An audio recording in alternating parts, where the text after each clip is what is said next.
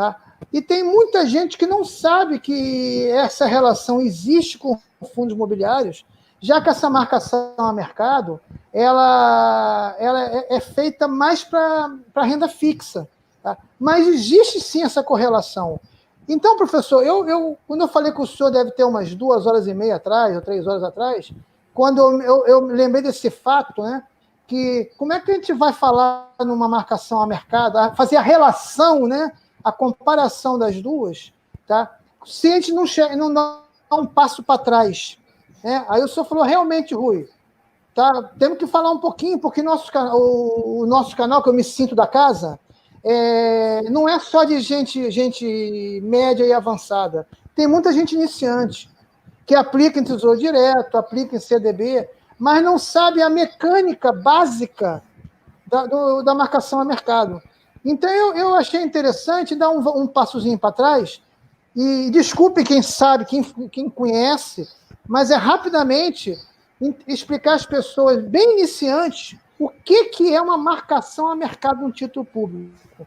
Então, professor, deixa eu voltar dar um passo para trás aqui. E esse material aqui, gente, eu fiz agora à tardinha, tive que bolar tudo para tentar fazer uma didática para as pessoas entenderem. Vamos lá. Os títulos públicos, na verdade, o que eles são? Eles são uma dívida. Tá? Que a pessoa pensa assim, eu vou aplicar num Tesouro Direto, eu vou aplicar num CDB. Pô, mas o que é o aplicar? Aí eu pergunto logo, o que você acha que é aplicar? Você, quando está com dinheiro lá no banco, o que o banco faz? Ele pega uma notinha de R$100 lá, pega uma notinha de 50 e bota as duas para fazer um sexo. Aí, quando faz um sexo, sai lá um amorzinho, aí sai uma nota de 20? Não é assim que funciona.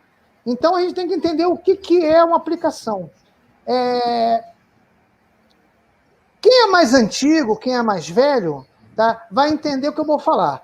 Uma dívida entre pessoas, tá, que quase não se usa mais, né, professor? Mas isso existe, você compra esse papel, ou você faz uns contratos particulares, mas existe ainda as notas promissórias. O que é notas promissórias? Era um documento entre dívida entre vivos, entre pessoas. Tá? E esse documento é hábil ainda hoje para, inclusive, você colocar num cartório, você fazer numa sucessão de direitos. É um documento muito forte. Tá? Mesmo sem desuso. Protestar. Para protestar, colocar num cartório, né, em nível de protesto, né, caso a pessoa não honre com compromisso. Então, é um tipo de um certificado entre pessoas, de uma dívida.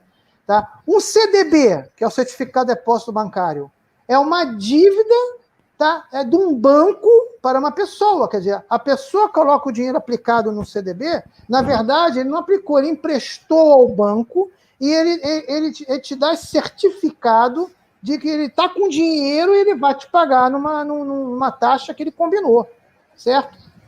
Debêntures. As debêntures também é um certificado de uma dívida corporativa.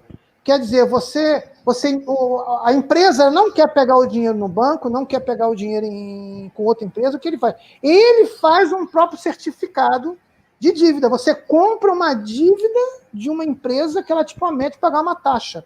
Tá? A gente não está querendo dizer sobre risco-retorno, é apenas o bojo do que é.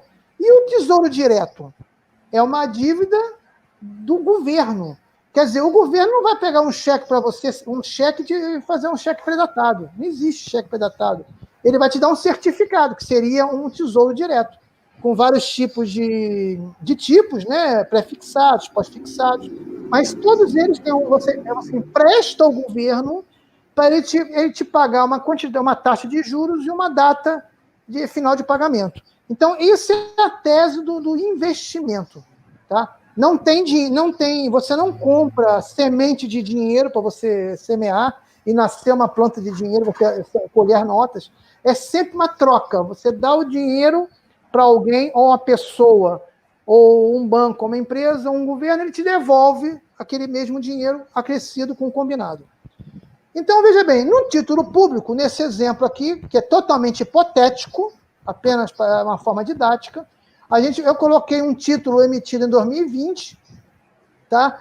E que ele está prometido ser pago em 2030. E essa taxa desse título, vamos dizer assim, que foi 6% ao ano. Então, veja bem, você vai comprar esse título, é sempre o valor de um título é a valor presente, ele é atrasado. Então, esse título que nós usamos de R$1.000, se você vamos comprar hoje, hipoteticamente, seria R$ 558,40. Por que esse 558? Tem um motivo técnico. Porque cada ano que passa, rolando juros 6% em juros compostos, cada ano que vai passando, quando chegar aquela data combinada do título, ele vai valer R$1.000. Então, seguindo esse exemplo hipotético, nós vamos imaginar que o governo baixou a taxa de juros. Então, se ele baixou a taxa de juros, o que acontece naquele título público? Tá? Aquela dívida que ele prometeu te pagar. Ninguém pode esquecer que R$1.000 vai ser o final do pagamento. Esse é o final do pagamento, não muda. Só que se ele baixou para 5% e esse título está em 558,40, ele, nesse 5% novo, que é essa nova taxa, ele fazendo essa multiplicação de juros compostos todo ano, ele não vai bater esses R$1.000. Ele vai bater menos. Então, o que acontece com essa diferença aqui, desse exemplo que eu dei de 1%? Tá? Ela tem que ser antecipada. Tá? Para que tem que ser antecipada? Nesse caso aqui, daria 613. O governo, no caso, ele adiantaria o valor desse título para essa nova taxa combinada de 5%, tá? Estamos na mesma data, certo? Esses juros compostos, mês a mês, vai dar os R$1.000. Então, essa atitude aqui da alteração de valor do título é que é chamada marcação a mercado. Entende? Rui, mas o que acontece quando é o contrário? Os juros estão, por exemplo, a 6 e eles invertem. Eu fiz o exemplo aqui para a gente conseguir entender. Vamos voltar ao mesmo exemplo. O R$1.000 é 2030, na taxa de 6% ao ano. Aquele mesmo esquema. Ele vai passar para 7%. Logicamente, professor, tudo aqui é um exemplo, que normalmente os juros eles vão subindo aos pouquinhos, né? Eu usei a maneira mais radical para as pessoas entenderem. Tudo aqui é a maneira didática. Então, veja bem, se ele passou a 7, e esse título valendo 558,40, se ele todo ano começar a render 7, ele não vai dar os 1.000, ele vai dar mais que 1.000. E não pode, porque o único combinado que não muda é na data de vencimento daquele título ser R$1.000. Então, o que acontece? Esse título ele tem que ser, vamos dizer assim, desvalorizado, esse valor tem que diminuir para essa nova taxa de juros combinada de 7%, todo ano, nos juros compostos, bater os R$1.000. Aí a pessoa vai pensar assim, aí eu perdi dinheiro. Na verdade, você perdeu dinheiro se no meio do caminho você tiver que vender. Mas você não perdeu o dinheiro. Por quê? Os R$1.000 combinados, ele vai ser pago R$1.000 combinados. E isso aqui é a marcação a mercado com juros contrários. Então, esta é a mecânica. Logicamente, tem outras variantes, tem come-cotas, tem tal, mas não é isso. A gente está querendo explicar aqui o que é essa marcação que pode variar a nosso favor ou a contra. Nesse exemplo aqui em cima, se a gente tiver que vender no meio do caminho, que em tese não é a ideia, tá? Que quem compra um título público, em tese, ele está pensando em longo prazo. Se ele tiver que vender, ele vai ganhar mais dinheiro no meio do caminho. Tá? Porque ele comprou 558, nesse caso aqui, ele vai vender 613. E às vezes não passou nem um mês. Ele deu a sorte dessa mudança ser no meio do caminho dele. Existe também um outro erro, professor, que tem pessoas que é o seguinte: acontece isso aqui, aí elas vendem um título que ela tem, agora eu vou comprar outro. Não faz menor sentido isso, mas acontece, muitas pessoas até entendem o que é uma marcação a mercado, aí vende um título, compra um outro. Mas o outro também já aconteceu isso, você trocou 6 por meia dúzia. O que pode ser feito nesse caso, porque a gente vê que muitas pessoas falando que em 2019 ganharam 50% com renda fixa. Aconteceu isso que o Rui está explicando, né?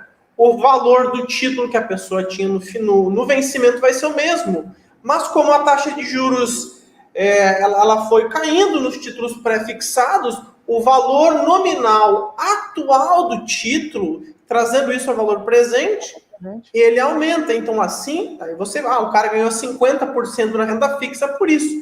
O que o cara pode fazer depois de uma variação, quando ele acha que o mercado vai contrário, no caso agora de uma subida, que o valor dos títulos vai diminuir no presente, né? A cotação, se a gente pode dizer assim, é passar isso para um pós-fixado, para um Selic, né? Isso aí, é isso aí.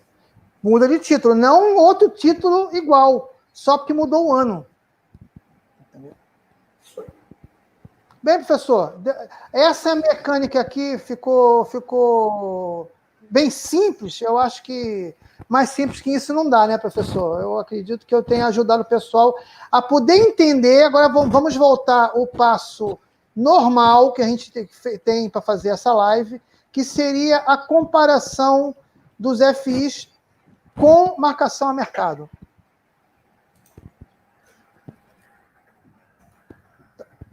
Mais alguma coisa, professor? Mais algum... Não, é isso aí. Pode ser.